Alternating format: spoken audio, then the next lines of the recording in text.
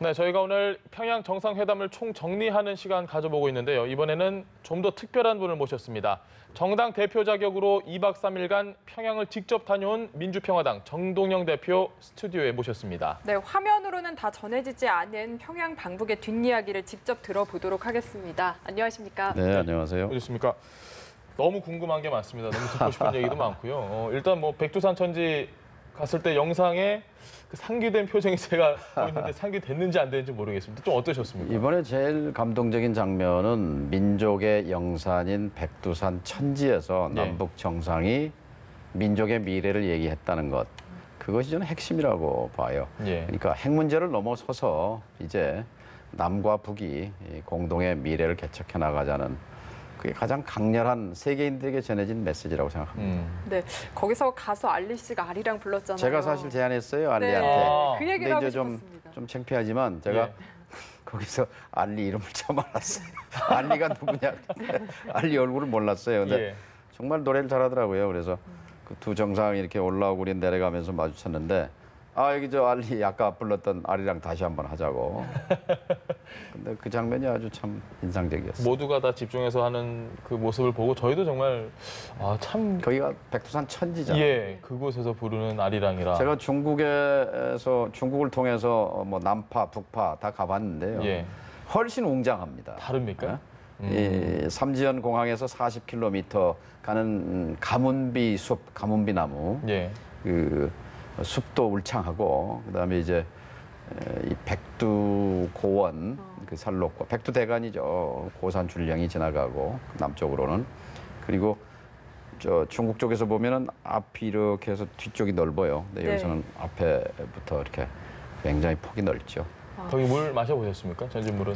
뭐 손 좀 씻고 굉장히 날씨가 차더군요. 또 굉장히 얼마 전에 좋았거든요. 첫눈 왔대요 백두산에. 네, 그 그 정도로 거기는 좀 지금은 가을 사실 9월달에 그렇게 구름 한 점 없이 쾌청한 가을 하늘, 그건 아주 하늘이 축복했다고 생각합니다. 대표님께서는 누구보다 감회가 좀 남다르시지 않을까? 이미 평양을 다녀왔고. 개인적으로는 예. 이제 백두산 다음에는 제가 평양 시내를 혼자 활보하고 다녔어요. 네. 대동강변을 둘째 산책을 날. 했는데요. 그게 정말 저에게는 잊을 수 없는 기억이에요. 어떠셨습니까, 거기는? 그러니까 아침에 예. 그 고려 호텔이 시내에 있어요. 예.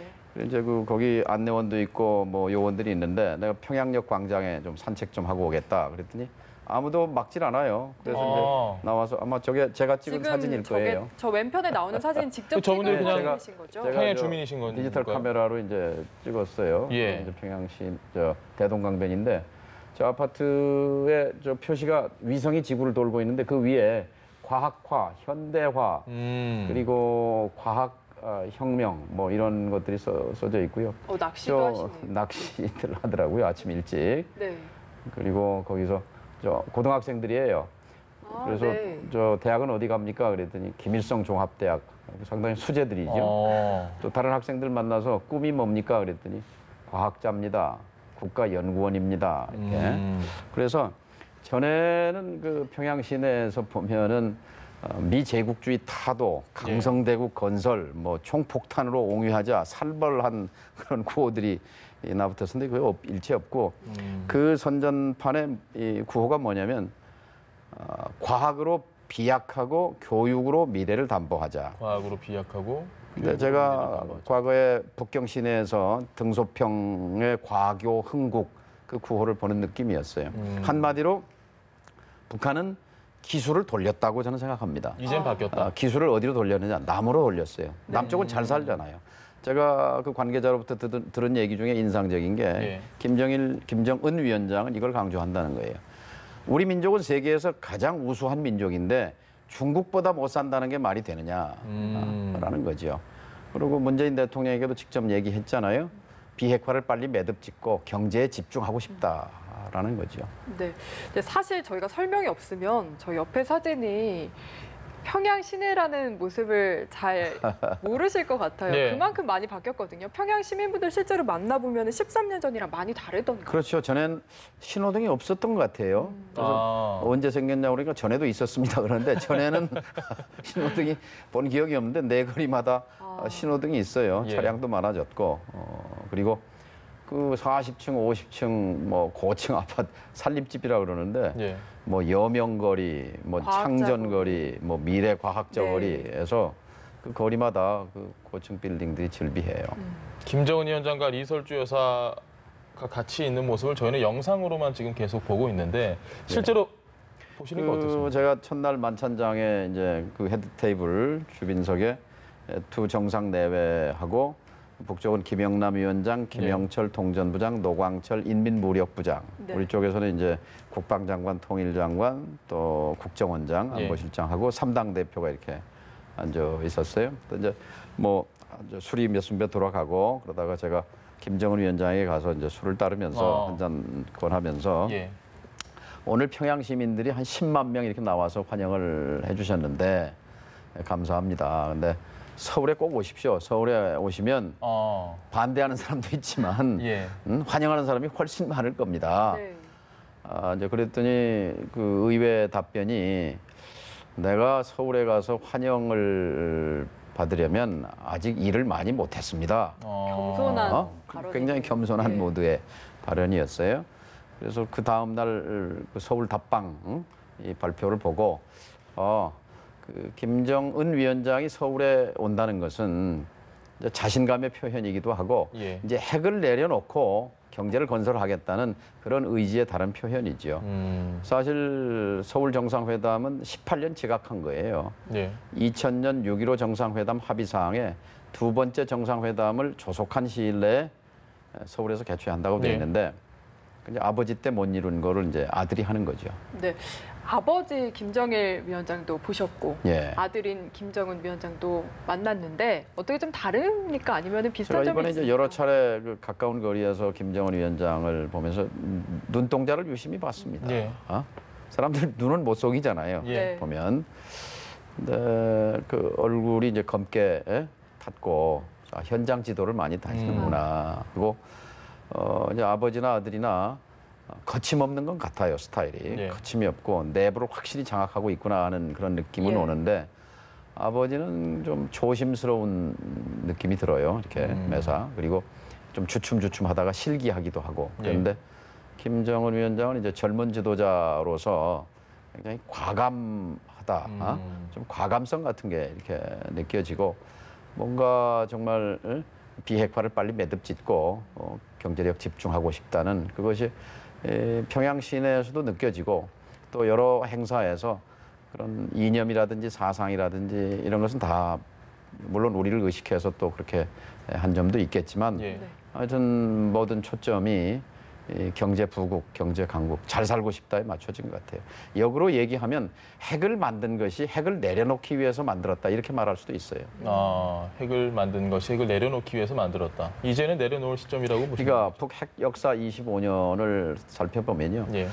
북은 첫째 미국을 믿을 수 없다. 물론 미국도 북을 안 믿죠. 서로 불신인데 그런데 그 미국은 정권이 바뀔 때마다 정책이 바뀐다. 못 예. 믿는다. 그런데 미국은 두려운 존재다. 공포다.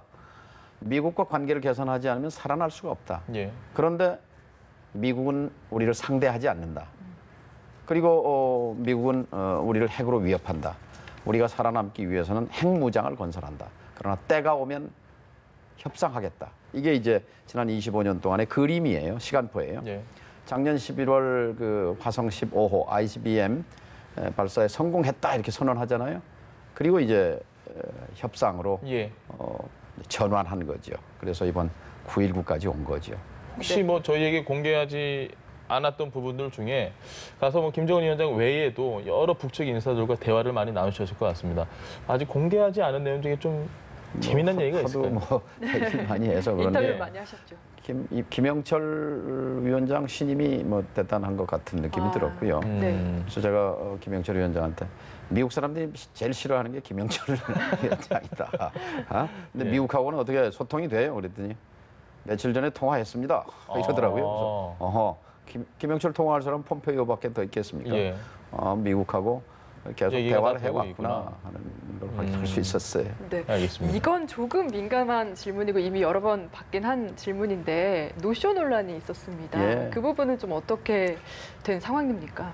안타깝죠. 사실은 제가 그 북에서 어떤 일정이 예. 준비되고 있는지 저희는 뭐 일정을 짜거나 조정하는데 관여한 일이 없으니까요. 근데 이제 도착해서 기다리는 과정에서 아무튼 일정이 차질이 생겼어요. 예. 근데 굉장히 뭐 유감스럽게 생각합니다. 알겠습니다. 네, 마지막으로 하나만 더 여쭤볼게요. 이제 좀 국회에서 힘을 받쳐줘야 할 때가 아닐까 싶은데요. 그 부분 마지막으로 좀 말씀 부탁드립니다. 제가 김정은 위원장에게 직접 이렇게 제안을 했습니다. 오늘 여기 주빈석에 예. 이제 3당 대표가 왔는데 원래 5당 대표가 와야 되는데 남쪽은 특성이 대통령이 가자고 그래도 들러리 서기 싫다 그러면서 안 왔습니다. 근데 남쪽은 국회가 힘이 셉니다. 예. 그런데 이 남북 관계를 전면적으로 발전시키려면 국회가 함께 해야 하는데 남북 국회 회담을 연내에 열어야 합니다. 올해 안에 남쪽 100명, 북쪽 100명 이렇게 해서 평양에서 1차 국회 회담을 하고 내년에 2차 회담을 하면 좋겠습니다. 이렇게 제안을 했어요. 예. 그랬더니 이제 대답이 그거예요. 국회 회담이 열리게 되면 결실이 있어야 하지 않겠습니까? 이렇게 말하더라고요. 그러니까 국회 회담 여는 건 좋은데 만나서 뭘 합의할 수 있겠느냐, 이제 이게 문제인 거죠. 근데 이 문제를 정상회담에서 문재인 대통령이 또 김정은 위원장에게 제기했어요. 국회 회담을 하자고. 예. 그래서 긍정적인 답변을 받은 것으로 압니다. 앞으로 실무 협의를 통해서 진행해 갈 겁니다. 알겠습니다.